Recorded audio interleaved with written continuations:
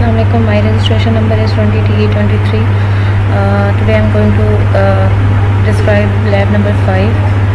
Lab number 5 में हमारे पास जो है वो डिस्क्रीट फोरियर ट्रांसफॉर्म की कैलकुलेशन करनी है। जो 4 टास्क हैं और हमने सब में डिस्क्रीट फोरियर ट्रांसफॉर्म की कैलकुलेशन करनी है। फर्स्ट टास्क जो है उसमें हमने डिस्क्रीट फोरियर ट्रांसफॉर्म को कैलकुलेट करके साथ हमने उसका इन्वर्स डिस्क्रीट फोरियर ट्रांसफॉर्म भी कैलकुलेट करना है। इन्वर्स और डिस्क्रीट दोनों के फार्मूलाज ये गिवन है। फर्स्ट टास्क जो है उन्होंने हमें बोला है कि आपने अपना फंक्शन खुद बनाना है। इसके बाद उसका डिस्क्रीट फोरियर ट्रांसफॉर्म और इन्वर्स डिस्क्रीट फोरियर ट्रांसफॉर्म दोनों निकालने हैं। हमें यहाँ पे 4 सिग्नल्स गिवन है, चारों के लिए अलग अलग हमने जो है वो एक्सप्लेन करना है। तो उसके लिए मैंने क्या किया है, सबसे पहले एक फंक्शन जनरेट किया है जो कि है function y is equals to my discrete Fourier transform. ये डिस्क्रीट फोरियर ट्रांसफॉर्म को शो कर रहा है और n जो है वो मेरा सिग्नल जो x है उसकी लेंथ को शो करेगा और y जो है वो उसकी ज़ीरोज़ को शो करेगा जो कि n और 1 है। k जो हमने यहाँ पे एक वेरिएबल लिया है हमारे पास लेंथ को शो कर रहा है 0 to n-1 और सिमिलरली n जो हमने यूज़ किया वो हमारे पास 0 to n-1 को रिप्रेजेंट कर रहा है। अब यहाँ पे हमने जो फार्मूला यूज़ किया वो है k+1 is equals to k+1 plus x into n+1 into expansion of -1 this. ये जो पूरा फार्मूला है ये हमारे पास किस लिए यूज़ हो रहा है, डिस्क्रीट फोरियर ट्रांसफॉर्म के लिए। सिमिलरली मैंने अब इन्वर्स डिस्क्रीट फोरियर ट्रांसफॉर्म के लिए यूज़ करना है। तो जो मेरे पास x को यूज़ करके एक y सिग्नल आया था, मैंने उसी y सिग्नल का इन्वर्स निकाल के x निकालना है। तो उसकी लेंथ जो होगी वो n होगी, वो y की लेंथ को शो कर रहा है। x जो है वो नंबर ऑफ ज़ीरोज़ को शो कर रहा है। यहाँ पे n वेरिएबल पहले आया जो कि 0 to n-1 वेरिएबल्स को शो कर रहा है।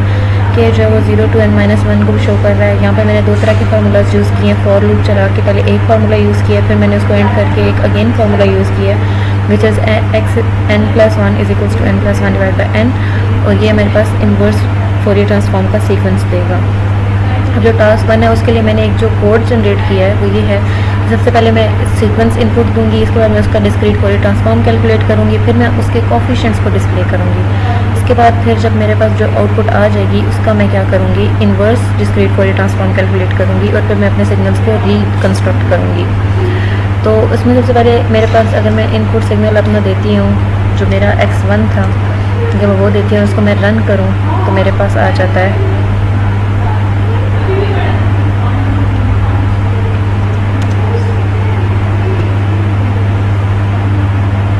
अगर मेरे पास 4 डिजिट्स थे तो मेरे पास 4 ही DFT कोफिशिएंट्स आए हैं और 4 ही उसके इन्वर्स सीक्वेंस आए हैं। सिमिलरली अगर मैं यहाँ पे 8 वैल्यूज़ वाला पुट करती हूँ तो मेरे पास 8 कोफिशिएंट्स आएंगे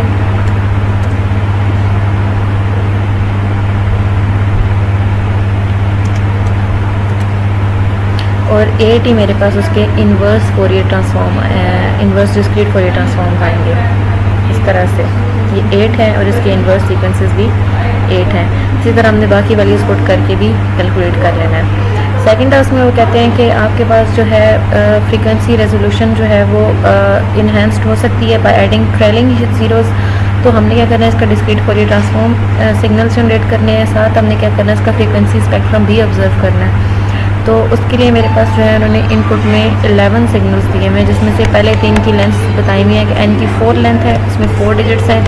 x की 8 लेंथ 8 है, n is equals to 8, it means उसमें 8 डिजिट्स हैं और x is equals to x3 जो है उसमें n 16 है तो 16 डिजिट्स हैं उसमें। मैं ये सारे के सारे इनपुट में यूज़ करूँगी और साथ में उसको एक छोटी सी कमांड दूँगी which is stem command use की है और टाइटल मैंने x(n-n) इज इक्वल्स टू 32 दिया है। अब जो ये फिगर शो करेगा वो कुछ इस तरह से करेगा, ये 0 से 32 तक मेरे पास जो है वो सिग्नल्स शो हो रहे हैं और साथ इसका स्पेक्ट्रम कुछ इस तरह से शो हो रहा है।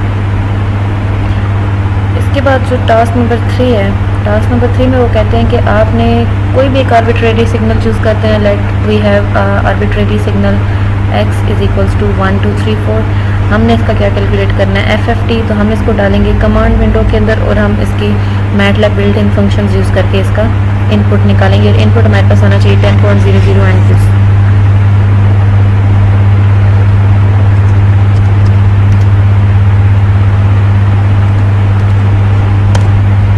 और ये मेरे पास इसका इनपुट आ गया।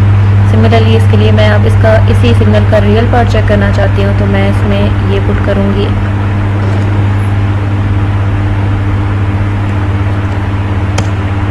और मेरे पास 10 -2 -2 -2 है, जो कि यहाँ पे भी 10 -2 -2 और -2 है। नेक्स्ट इसका मैं अगर इमेजिनरी पार्ट करना चाहती हूँ चेक, वो मेरे पास आना चाहिए 0 -0 2 0 और -2।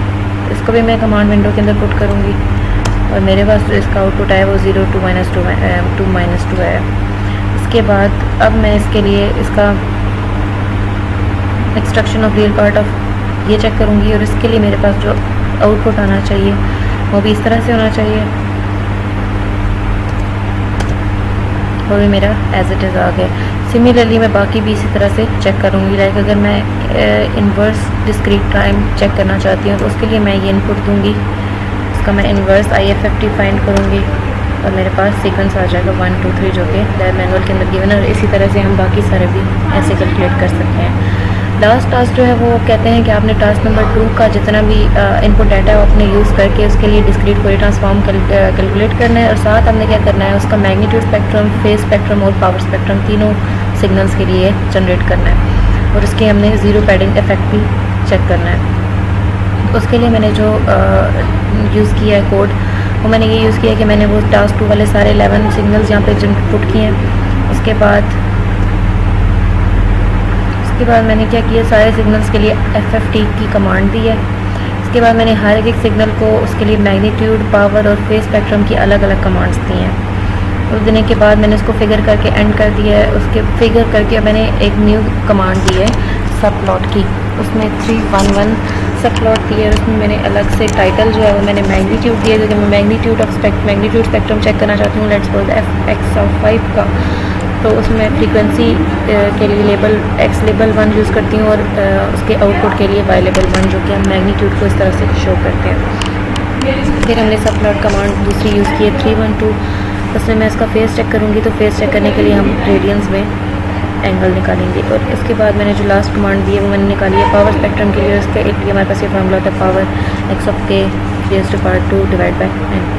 मैं इसको रन करूँगी तो मेरे पास उसके जितने भी पावर स्पेक्ट्रम और मैग्नीट्यूड और फेज़ ये सारे आ जाएंगे। Magnitude of spectrum x of 5 जो है हमारे पास 1 to 20 है इसका एम्पलीट्यूड, और ये स्टार्टिंग में इंक्रीज़ कर रहा है, then constant and then increasing. उसके बाद मैंने फेज स्पेक्ट्रम के लिए देखा है। फेज स्पेक्ट्रम के लिए हमारे पास जो है वो -2 से 2 तक उसका एम्पलीट्यूड है और इसके बाद हमारे पास कुछ इस तरह से फेज़ बन रहा है। देन x एक्सिस में हमारे पास फ्रीक्वेंसी है और y एक्सिस में हमारे पास पावर के लिए पावर दी हुई है। तो 0 से 500 तक पावर है इसकी, और उसको भी स्टार्टिंग में इंक्रीज़ कर रही है, then decreasing constant and then little bit increasing.